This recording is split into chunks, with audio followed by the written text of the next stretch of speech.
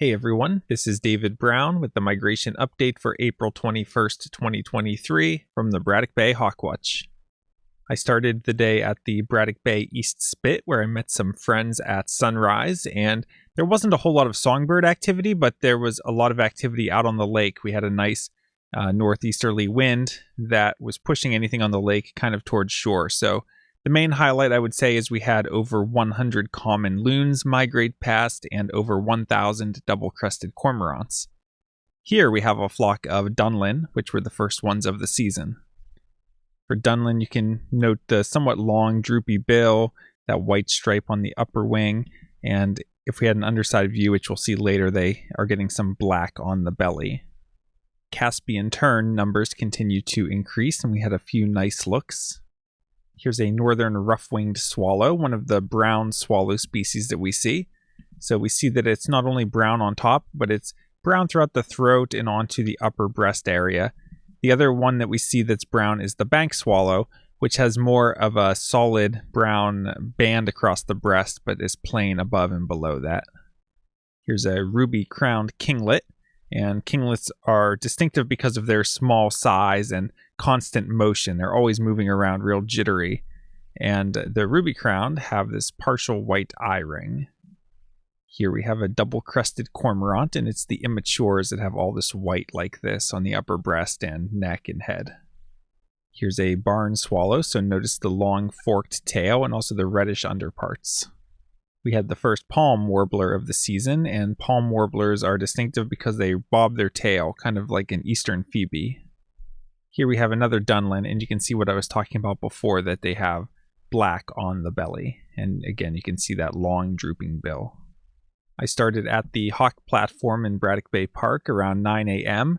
The wind was light out of the east, sort of shifting to a northeast lake breeze, and it was partially cloudy. You can see kind of a thin layer of clouds, but quite a bit of sunshine as well. And there wasn't a whole lot of bird activity there, but we did have a few cool things. Here's a wild turkey that flew out of the marsh across the creek to the other side. And here's the local adult Cooper's hawk checking us out. By 11 a.m., raptor activity seemed like it was picking up, and I knew with that northeast lake breeze that Frisbee Hill would be the better location for the watch, especially if we were hoping to see any broad-winged hawks. And we stayed at Frisbee Hill through the end of the day around 5:30 p.m.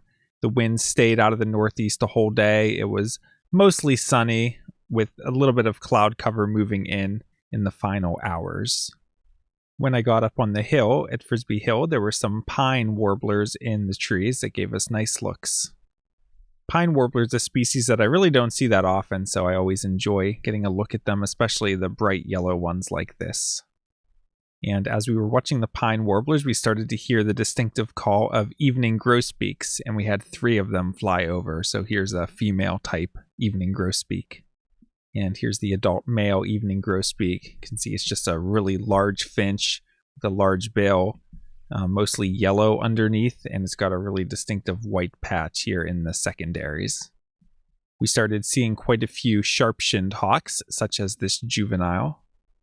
And here's an adult sharp-shinned hawk. So you can see kind of a smaller head than Cooper's hawks would show, and a rather squared-off tail tip.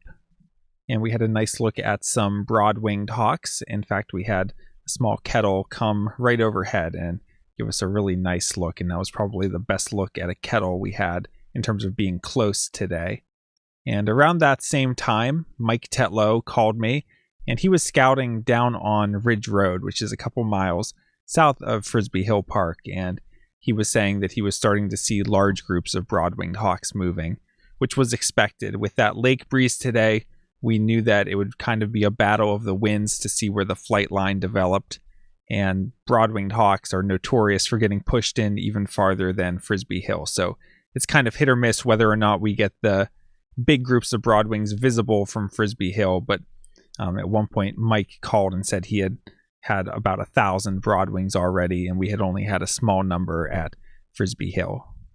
We had all 3 falcon species today, so here we have a merlin, just sort of a small dark falcon, and a very backlit photo, so it's hard to see the plumage details, but we can see kind of a dark streaking underneath, dark tail with a couple thin white bands. Here's a juvenile red-tailed hawk that's more on the pale end of the spectrum. You can see kind of pale patagial bars and a really pale belly band. Here's a sight that we always enjoy, 3 sandhill cranes coming directly towards us. And as they got closer and flew over, they even called for us a few times. Here's another adult broad-winged hawk, and we did see the first juvenile broadwing today, but almost all of them we're seeing right now are adults. The adults migrate first and the juveniles come later. So for broadwings, we're looking at a small, compact buteo. You can see that brown barring on the underside. Really pointed wingtips because the tips of the wings are only made up of 4 feathers, 1, 2, 3, 4, compared to red tails and red shoulders, which have 5 feathers, giving them a more rounded or squared off wingtip. We know that it's an adult because of not only the brown barring underneath, but also the dark trailing edge to the wing that really gives that wing a nice outline, and also the tail, which from a distance looks like a dark tail with a single wide white band. It has more white bands, but from a distance they sort of disappear. And there's a certain amount of variation in the plumage. Here's another adult broadwing, and you can see the brown barring underneath is a little less heavy than on the other bird, and the tail looks slightly different. And if you had asked me when the best time to come to the Hawk Watch was going to be today, I would have told you 2 p.m., because that's when my friend Kim had an oil change scheduled for her car. And of course, that's when we had the huge flight of broadwings. So we started seeing some kettles, maybe around 1:30. Mostly, they were starting in front of us and going off to the left. We were watching them as they went behind the cell phone tower where the osprey nest. Some groups were relatively close and some were farther away that you needed a scope and that you could barely see, just depending on how the wind was blowing the exact flight line. But as we got into the 2 o'clock hour, it really developed into a really nice kind of continuous stream of kettling and streaming groups of broadwings. Here's another photo of the same group. And you might ask, how do you count this many broadwings when they're all circling like this? And the answer is you don't. You don't count them when they're circling. You wait until they're streaming. So over at Frisbee Hill, I usually count them as they stream past the cell phone tower. So never try to count them when they circle, other than maybe you might try to get an estimate in case you lose the group. But you want to really count them when they're streaming by. And in that 2 p.m. to 3 p.m. hour, we had about 2,700 broad-winged hawks migrate through, and we had a total of over 3,800 broad-winged hawks for the day. So first really big day of the season for broadwings. This juvenile red-shouldered hawk tried to sneak through as just another broadwing, but we were able to pick him out because of his translucent crescents near the wingtips. And like I said, pretty much all the broadwings we're seeing right now are adults. So to have a juvenile bird like this, it stood out. Here's a juvenile Cooper's hawk. So you can see relatively large head with straight wings and long tail. And you can see the streaking is thicker on the upper breast, sort of that brown teardrop streaking, and then less streaking as you get down to the belly area.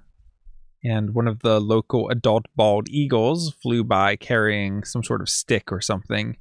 And the local osprey was not too happy that the eagle was going through his airspace and decided to chase the eagle away. Taking a look at the eBird checklist, from the East Spit in the morning, I had 59 species. From Braddock Bay Park, I had 50 species. And from Frisbee Hill, I had 44 species. Taking a look at the HawkCount report for our migrant raptor totals, today we had 351 turkey vultures, 2 ospreys, 1 bald eagle, 6 northern harriers. For accipiters, we had 213 sharpies and 8 coops. For buteos, we had 1 red shoulder, 3,809 broadwings, and 16 red tails. And for falcons, we had 9 kestrels, 2 merlins, and 3 peregrines, for a total of 4,421 migrant raptors today. That brings our April total to 20,874 and the season total to 30,046. A few other raptor notes. We would have probably had more turkey vultures, but the flight lines seemed to be more over the parkway or closer to the lake shore, and they were down relatively low, so I think just our view was blocked a little bit in that direction. And really not that many ospreys or bald eagles moving today. We only had the one migrating bald eagle, so the eagle flight line must have been somewhere other than Frisbee Hill. Really good Sharpie flight and decent number of coops. That's about what we would expect for these kind of conditions. For Broadwings, you'll see that I put a link to Mike Tetlow's checklist. He was observing from Ridge Road, and he had over 4,700 Broadwings from that location over about 3 hours. So even though we ended up having a good number of Broadwings in the afternoon from Frisbee Hill, it seems like there was an even larger number that were migrating a little farther south over that Ridge Road area. And overall today, the flight height was relatively low to medium height. There were not really any birds high overhead, so it wasn't a day that we were having to scan the blue sky hoping to spot birds way up high. Everything was down low because of that cold lake breeze. We had quite a few new species for the season today, which were bank swallow, palm warbler, dunlin, eastern towhee, and evening grosbeak. Taking a look at the forecast for tomorrow, looking like rain showers in the morning and then a steady rain for the afternoon. High in the upper 60s. Winds southeast, shifting southwest at 15 to 25 miles per hour. Chance of rain 90%. So that's a good southerly wind. In the morning, it'll be southeast, and it's not really shifting southwest until there's that higher chance of rain in the afternoon. But it could be an interesting day, just with southerly winds and some rain. Sometimes that can be good for the non-raptors. These are the kind of random days you get flocks of ibis, or who knows what could turn up. This combination of southerly winds and rain sometimes knock down migrants, and sometimes you get some unusual things. Now, as far as a raptor flight goes, it's kind of hard to predict.